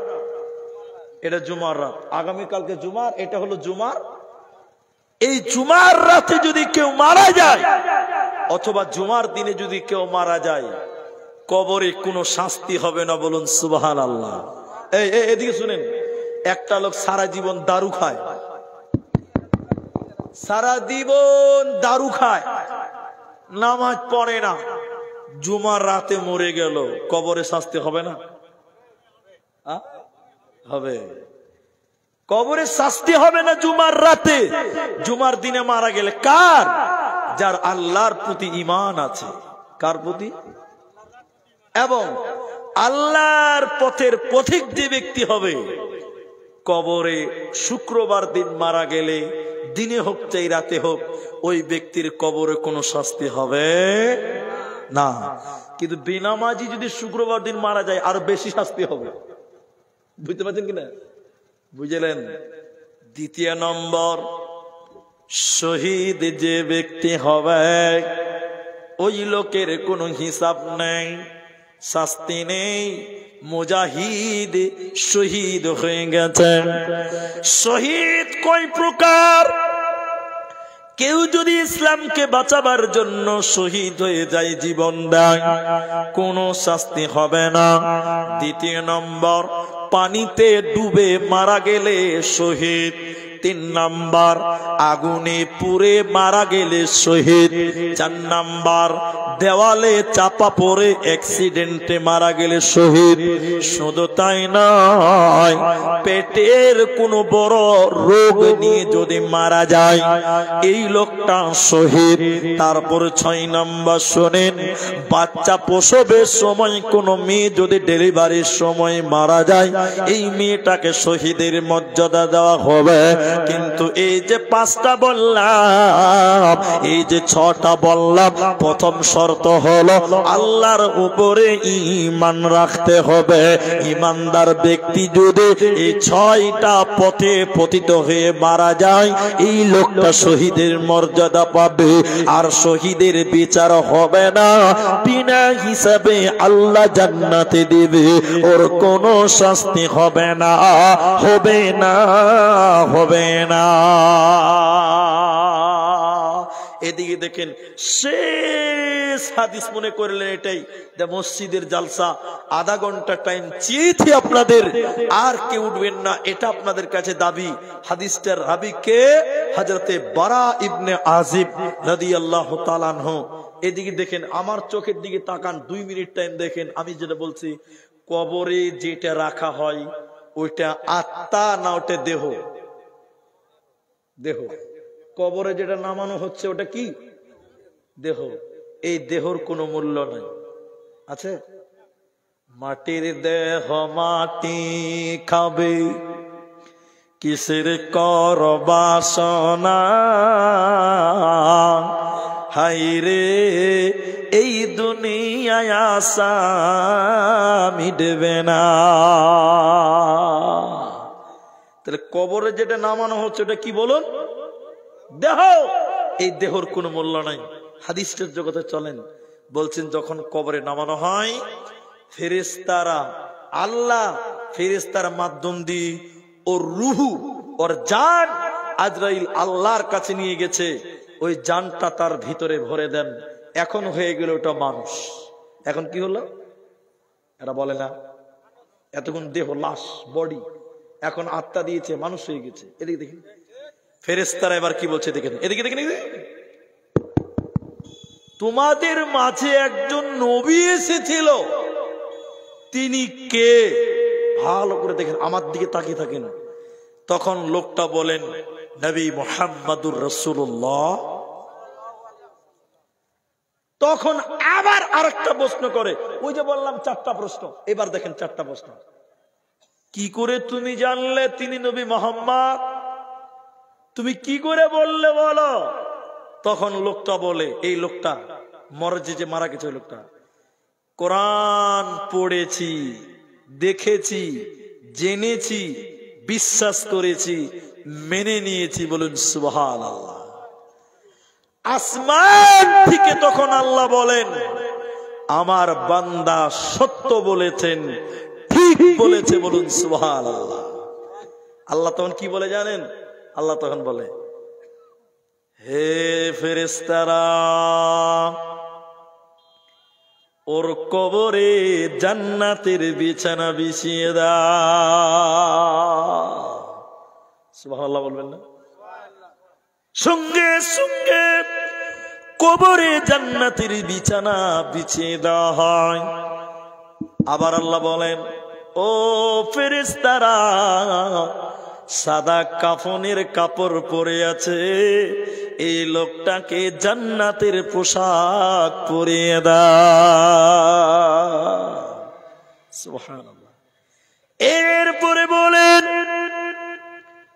জান্নাতের দরজা তার কবরের সামনে খুলে দাও, নিজ চক্ষে জান্নাত দেখবে, জান্নাতের ঘ্রাণ সে কবরে গ্রহণ করবে। তাই করা হবে। আরেকবার বলুন সুবহানাল্লাহ। শুনেন শুনেন, এখনো হাদিস শেষ হয়নি। একটা লোক দেখতে চকচকা ঝকঝকা সুন্দর, এরকম লোক ওই কবরে আসবে, এসে বলবেন, আমি সুসংবাদদাতা, আমি সুসংবাদদাতা, আমি সুসংবাদদাতা। কবরের লোকটা বলবে, বাহ, তুমি সুসংবাদদাতা, এত সুন্দর চেহারা, তুমি কে? এই লোকটা বলবে, মরা মানুষ যে মরেছে কবরে রেখেছে। তুমি কে? লোকটার উত্তর শুনবেন। লোকটা বলছেন, আমি তোমার ওই আমল, দুনিয়াতে নামাজ পড়েছো, রোজা করেছো, জালসাতে দান করেছো, আমি তোমার সেই নেক আমল। সকলে জুড়ে বলুন সুবহানাল্লাহ। যেমন করবেন তেমন প্রতিফলন। আজকে বলছেন মুলি সাহেব, দান করে কি হবে? এই দান আপনার কবরে সঙ্গী হবে, আপনার সাথী হবে। আরেকবার বলুন সুবহানাল্লাহ। তিনটি কথা মনে রাখবেন, তিনটি কথা। আধা ঘন্টা টাইম চেয়েছি, কেউ উঠবেন না। নবীজি বলছেন, আল মাইয়িতু কাল গারিব, মানুষ যখন মরে যায়, পথিক হয়ে যায়, আপনার দিকে তাকিয়ে থাকে, দুনিয়ার দিকে তাকিয়ে থাকে। একদম নড়চড় করবেন না, আমার দিকে তাকাতে বলেছি। মানুষ যখন মরে যায়, দুনিয়ার দিকে তাকিয়ে থাকে। কে কে কে কে? এই আপনার মা মরে গেছে, আপনার মা আপনার দিকে তাকিয়ে থাকে। আপনার বাপ মরেছে, আপনার দিকে কবর থেকে তাকিয়ে থাকে। আপনি বলুন, মুলি সাহেব থাকে কেন? দুনিয়ার দিকে তাকিয়ে থাকবে কেন? দুইটি কারণে তাকিয়ে থাকে। সবাই বলুন, কটি কারণ? বলুন একবার। দুটি। এক, আমার ছেলে মেয়েরা আমার জন্য দোয়া করবে। কি করবে? বাপ মায়ের জন্য মাঝে মধ্যেই দোয়া করবেন। বলুন ইনশাআল্লাহ। কেন? নবী বলছেন, মানুষ মরলে সব বন্ধ হয়, দুইটি জিনিস বন্ধ, তিনটি জিনিস বন্ধ হয় না।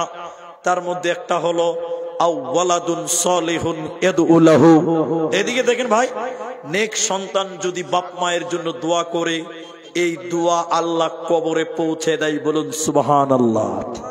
এজন্য মা বাপ আপনার দোয়ার জন্য তাকিয়ে থাকে। সবাই মা বাপের জন্য দোয়া করবেন। বলুন ইনশাআল্লাহ।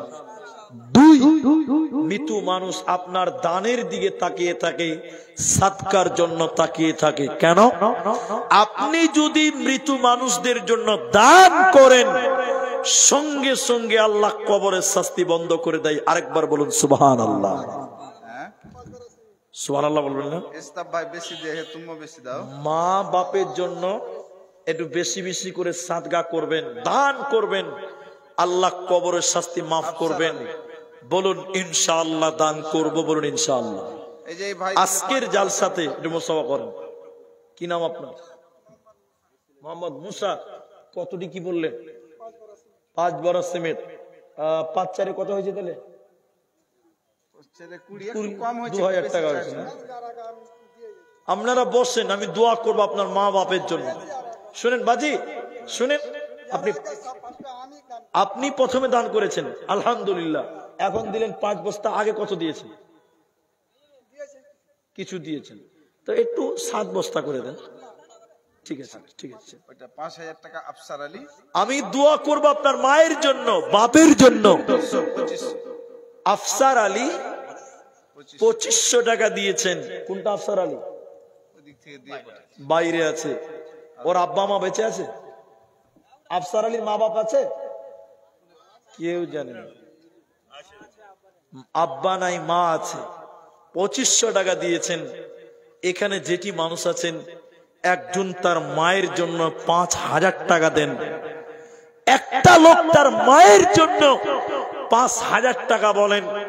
আপনার মায়ের দুধ পান করেছেন, মায়ের দুধের ঋণ কোনোদিন শোধ করতে পারবেন না। একজন 5000 টাকা, কে মুখিয়া? নাসির উদ্দিন। কোনটা? ইনি নাকি? আল্লাহ আকবার। এদিকে হাত দিকে একটু মুসাফা করেন, মুখিয়াজি একটু মুসাফা করেন। নাসির উদ্দিন, আলহামদুলিল্লাহ। রানিং মুখিয়া নাকি? এক্স হয়ে গেছে। যাই, তিনি আমার আবদার রেখে 5000 টাকা। আপনার আব্বা মা বেঁচে আছে নাসির ভাই? না না, মারা গেছেন। আমি দোয়া বলছি, আপনারা আমিন বলবেন। আল্লাহ এই ভাইয়ের আব্বা মায়ের কবরের শাস্তি যেন মাফ করে দেয়, বলুন আল্লাহুম্মা আমিন। একটু আমিন বলেন। আল্লাহ তুমি তার মা বাপের কবরটাকে জান্নাতের টুকরা বানিয়ে দাও, বলুন আল্লাহুম্মা আমিন। আল্লাহুম্মা গফির লাহু ওয়ারহামহু। একজন 5000 টাকা আপনাদের কাছ থেকে চেয়েছিলাম, একজনও পেলাম না। স্টেজ থেকে আমার ভাই মুখিয়া, তিনি 5000 টাকা বললেন। সামনের দিক থেকে একটা 5000 টাকা কে দিবেন? মায়ের জন্য, বাপের জন্য দিবেন। আল্লাহ আপনাকে ভালো রাখবেন। কি নাম ভাই? মোহাম্মদ জাকারিয়া, একজন নবীর নাম। মাশাআল্লাহ। কি কাজ করে? রাজমিস্ত্রি। এলাকাতে না বাইরে? গ্রামে। 500 টাকা নগদে, দার্জিলিং। আচ্ছা, 500 টাকা নগদে আর 4500 টাকা বাকিতে করে দেন। একবার আলহামদুলিল্লাহ বলেন। আস্তে আস্তে দিবেন। আলহামদুলিল্লাহ। জাকারিয়া, মোহাম্মদ জাকারিয়া, একবার তাকবীর দেন। নারে তাকবীর। আব্বা মা বেঁচে আছে? মায়ের জন্য দোয়া। মা নাই গো। মায়ের দুধ পান করেছে। জাকারিয়া ভাই 4500 টাকা বাকিতে, 500 টাকা নগদ। আল্লাহ এই দানের বদৌলতে তুমি তার মায়ের জীবনের গুনাহকে মাফ করে দাও, বলুন আল্লাহুম্মা আমিন। একটু আমিন বলুন। আল্লাহ মায়ের কবরে জান্নাতের বিছানা বিছাও, বলুন আল্লাহুম্মা আমিন। কি নাম আপনার? আনারুল হক। কত আছে? 5000 টাকা। মুসাফা করেন ভাই, মুসাফাটা করে যান। মাশাআল্লাহ। আব্বা আছে? আনারুল 3 নাম্বার 5000 টাকা। বাবা 12:30টায় দোয়া করব, মাত্র কয়েক মিনিট টাইম আছে, 13 মিনিটের মতন টাইম। বসেন। কি নাম? কত আছে? একটু মুসাফা করেন। কি কাজ করেন আপনি? 3000 টাকা আপনি দিতে হবে। দেন। 5000 টাকা করেন। ও সিমেন্টে দিলেও হবে? হ্যাঁ দেন, যা দিবেন। তো শুনেন, আমি দেখাই আপনাকে। আমাদের ইসলামে খলিফা কয়জন? 5 জন। 4 জন। খলিফা কয়টা? 4টা। আবু বকর, ওমর, আলী, উসমান। 4টা। 5000 দিয়েছে কয়জন? 3 জন। 5000 কয়জন? 3 জন। তাহলে আরেকটা হইলে 4 নাম্বার খলিফাটা পূরণ হবে। তো আমার এই বড় ভাইয়ের কাছে আবদার করলাম, 4 জন। আবু বকর, উসমান, আবু বকর, উমর, আলী, উসমান, 4 জন হয়ে যাবে। তো 5 বস্তা সিমেন্টের দাম শুনেন 2000 টাকা হয়। তো এখানে কত আছে? এখানে কত আছে? 4000 হয়েছে। আর 2 বস্তা করে। ঠিক আছে, শুনেন 5000 টাকা হয়ে যেত যদি 7 বস্তা করেন। ঠিক ঠিক ঠিক। জাযাকাল্লাহ, বারাকাল্লাহ। 500 টাকা, 500 টাকা। তাহলে 4 নাম্বার খলিফাটা কেউ নাই গো। 5000 টাকা আরেকটা লোক দেন, আরেকটা। মায়েদের দিকে পাঠান। আর একটা লোক যদি 5000 টাকা দিতেন, চতুর্থ খলিফাটা। কি নাম বাবু? শাহজামাল। কি কাজ করেন? টোটো চালান। টোটো চালান। শাহজামাল 1000 টাকা। সিমেন্ট পারবেন না কিছু? এই কমিটির লোক দাও কিছু 5 বছর আল্লাহ, মসজিদটা আপনাদের করতে হবে। বাড়িয়ে দেন মাইক তো বলিয়ে তো 5 বস্তা সিমেন্ট করে দাও, 3 বস্তা করো, 3 বস্তা যাও দিকে 2 বস্তা লিখে দেন তো। লেখেন শাহজামাল 1000 2 বস্তা সিমেন্ট কত আছে? কমিটির লোক ভলেন্টিয়ারের ব্যাচ আছে, আবার 1000 টাকা দিছে, মানে কি কাজ করেন ভাই? বাহিরে খাটেন, বাড়িতেই তো একটু মোটা করে দান করেন, 5 করে দেন, যান 1000 দিলেন, 4000 4 মাসে দিবেন। 2 বস্তা বলছি বলছি বলছি বলছি তুমি গাজাল বলতে বলো, লোকগুলো চলে যায়, কম হয়েছে। নিজের মসজিদ, এটা গ্রাম গ্রামের নিজেদের 3 বড়া 3 4 কত হয়েছে? 5 টাকা। আল্লাহু আকবার। 5 ব্যাগ করে দেন, 2000 টাকা হয়ে যাবে, মসজিদের কাজে লাগবে। আলহামদুলিল্লাহ 5 ব্যাগ, মাশাআল্লাহ, জাযাকাল্লাহ। ভাই বাড়ি কোথায়? এখানেই, একদম জামাইয়ের মতন হ্যান্ডসাম চেহারা, একদম ব্লেজার পড়ে আছে, আর 500 টাকা দিছি। কেমন কট্টি করবো বাকিতে? 5000 টাকা বাকিতে করে দাও। 4500। নারায়ে তাকবীর। কি নাম ভাই? আজহারউদ্দিন। 4500 টাকা লেখেন।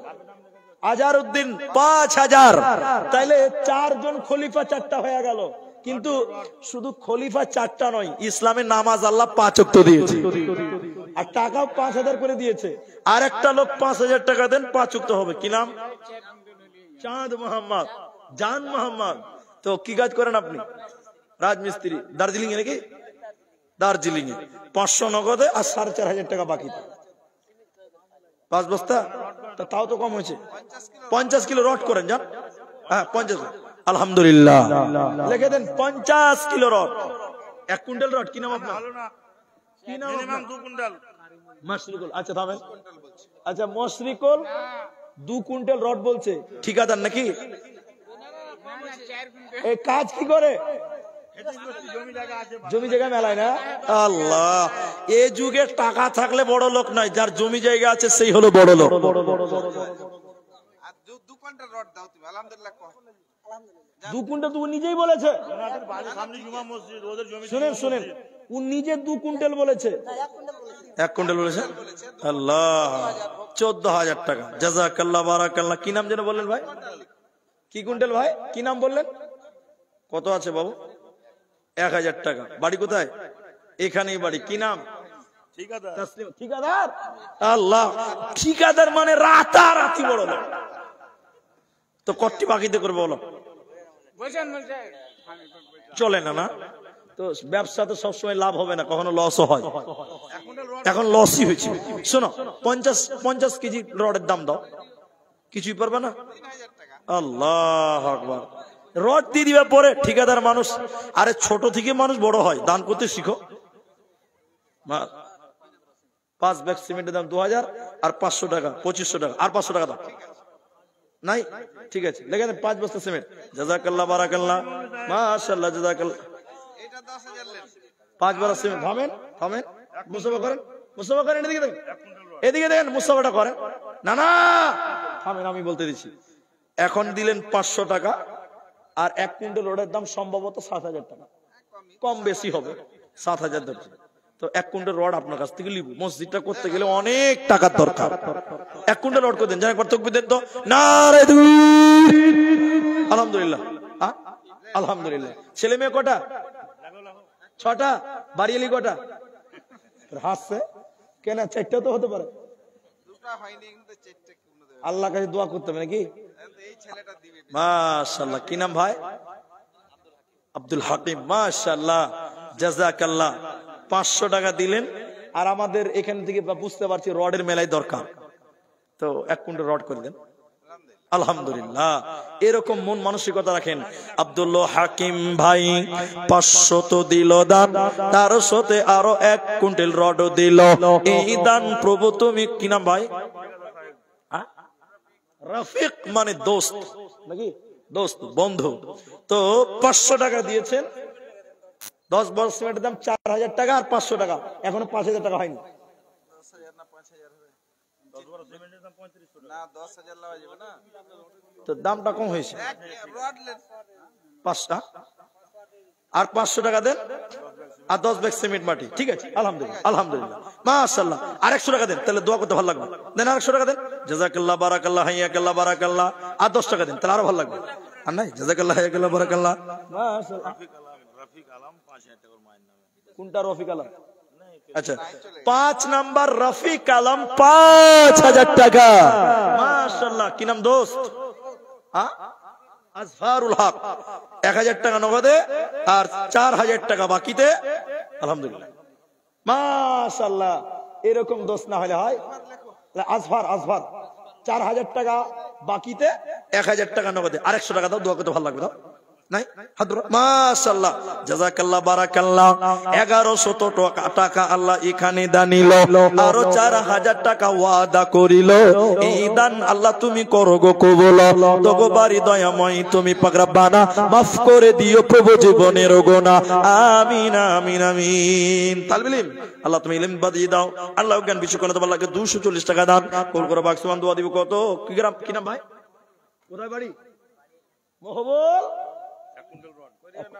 হ্যাঁ 1 কুইন্টাল রড 3 বস্তা না হবে না ড্রাইভার ছেলে আচ্ছা ছেলেটা ছেলে বুঝবে এখন দিলেন আচ্ছা ছাড়েন না জি আমি বলেছি নাকি ড্রাইভার শুনেন লাগবে না ছাড়েন এখন দিলেন 500 টাকা আর সিমেন্ট কট্টি করুন ভালো করে কয় না 5 ব্যাগ না 5 কেমন করছেন জি ভাই মসজিদ আল্লাহর রহমত লেন 5 বাক্য করে দেন আলহামদুলিল্লাহ মাশাআল্লাহ জাযাকাল্লাহ বারাকাল্লাহ 100 টাকা দিল তার নাম বলিল না আল্লাহ তুমি বিপদে আল্লাহ তুমি ফেলিও না 1 কুইন্টাল রড কি নাম আপনার রব্বুল মাশাআল্লাহ এই রব্বুল ভাইয়ের 1 কুইন্টাল রড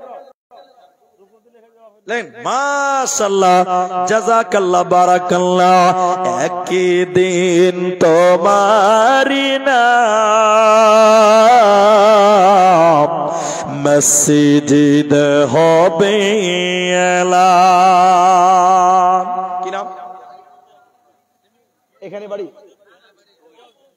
আচ্ছা এটাই ছিল একটু মানে একটু প্রমোশন হয়েছে আর কি তো কতটি কি করবেন বাবা মানাই দাও 500 টাকা নগদে সিমেন্ট লিখে দেন 5 ব্যাগ সিমেন্ট আলহামদুলিল্লাহ 5 ব্যাগ সিমেন্ট মাটি আল্লাহ তাআলা মান করে দাও খাটু গোল করে বাক্স বান তোমা দিব কত বিনিময় দিও প্রভু তোমার মনের মতো আমিন আমিন শ্রেষ্ঠ শিল্পী সবই তোমার দান আমি বড় দয়ার কাঙ্গাল গাহি তোমার গান শিল্পী তুমি লুকিয়ে থাকো শিল্পীর আড়ালে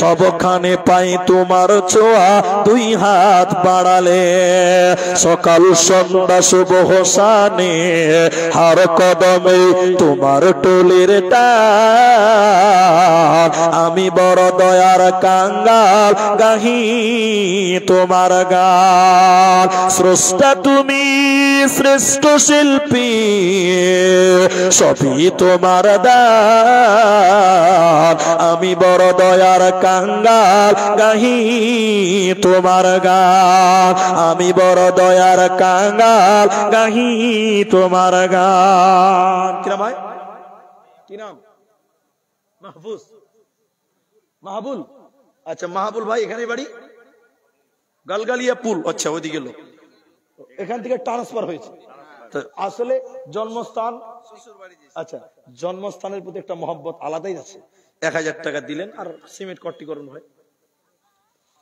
5 বেড়া করলেন জান আলহামদুলিল্লাহ মাশাআল্লাহ নিজের গ্রামকে ভালোবেসে দিয়েছেন আল্লাহ তুমি তার দান কবুল করো আর একটা কে ছিল ভাই কি নাম ভাই